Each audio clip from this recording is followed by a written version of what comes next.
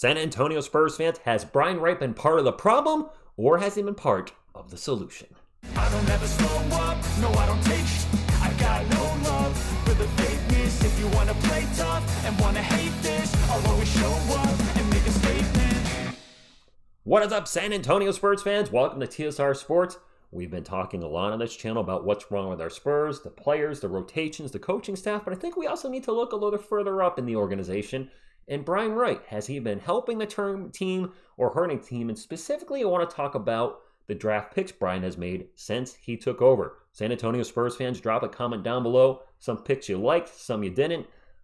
As with an asterisk on here, in my grades at least, I won't be grading on hindsight. That means I won't be looking at missing on Tyrese Halliburton, Perrin Sengun, etc. I'm just going to be looking at who we drafted at the time and the needs at the time. So we're going to get into this. Hit the thumbs like this, support the channel, and subscribe to become part of our wonderful sports community. Let's drop this image down, and there are our draft picks, and we'll start off in 2020.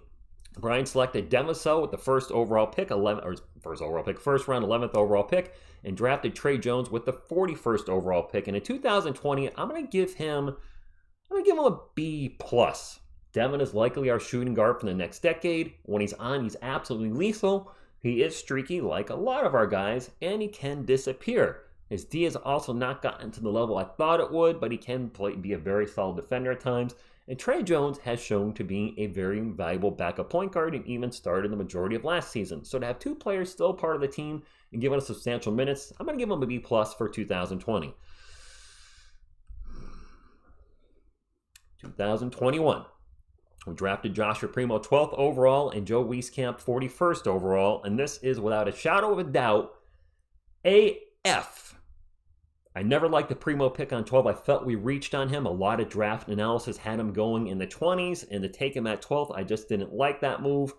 And then when we look back, he's not on the team anymore. Granted, it's not because of basketball circumstances. But to have him off the team and Joe Wieskamp off the team, that's just an absolute bust of a draft year. It was essentially two wasted draft picks.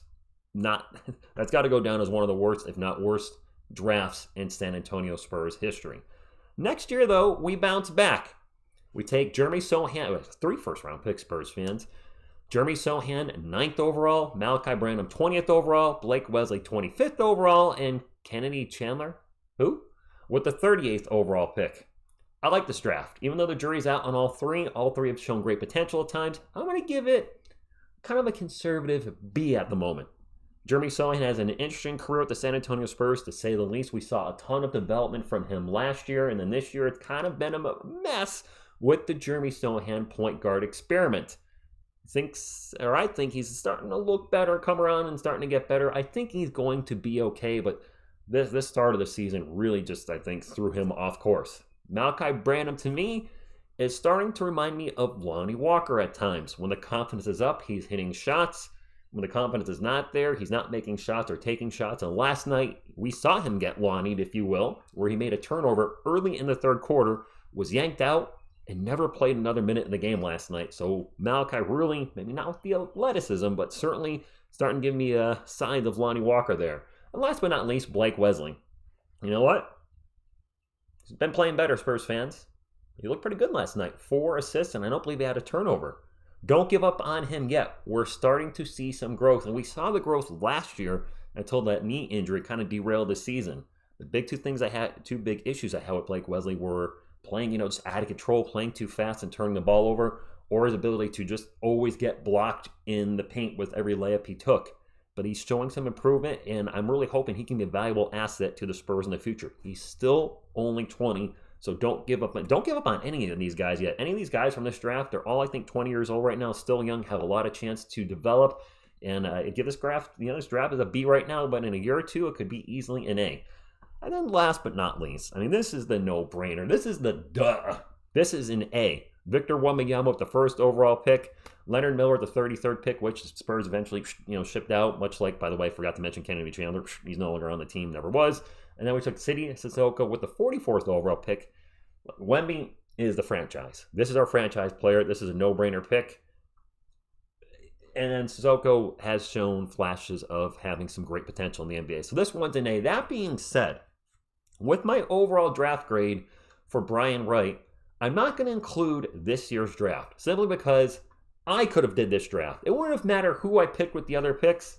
This is the guy that's going to get you an A no matter what. So I'm discounting that as part of my overall grade just because it's such a dud draft. So I'm really looking at Spurs fans 20, 21, and 22. Well, out of those 3 drafts, I think we have 2 good drafts, maybe great at some point in the future, and then we have 1 absolute disaster in 2021. So right now, I'm going to give Brian Wright, at least as far as drafting, not the trades he's made, trading DeJounte Murray, Derek White, Jakob Poeltl, and getting a lot of the trade capital that has enabled us to do these trades, these first-round picks. I'm going to give him a C+. It's been good, but it's not been great. And that 2021 is the one that really brings that draft grade down. I hate that draft. I hated reaching on Primo. I hate what happened to him in his career. Wish him the best of luck in LA, but that's just, that year really, I think, brings it down. That being said, I don't think he's the problem. Maybe not necessarily the solution, but he's been making moves that have helped the team. However, Spurs fans, timeout.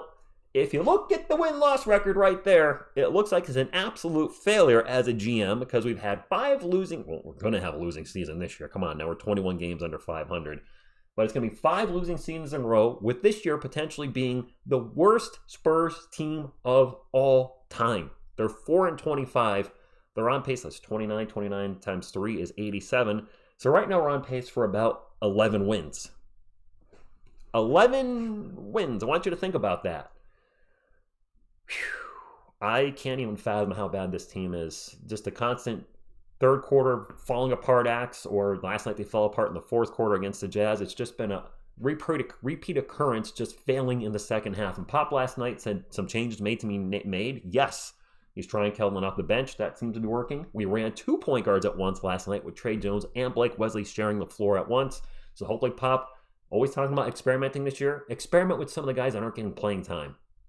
Let's get Blake Wesley out there a little bit more. Let's get Dominic Barlow out there more. Sidi Sissoko. Let's find out what we have in these guys and develop them. And still give your minutes to your regulars. Tinker with the lineup, because what we're doing right now clearly ain't working. We're 4-25. So Brian Wright, for the moment, I think he's doing a fine job. I do. I don't think him being fired is going to fix the problem with the San Antonio Spurs. I do think he's built some good things with this roster, but he's also been in a tough spot where he drafts Jeremy Sohan back last year, thinking he's going to be the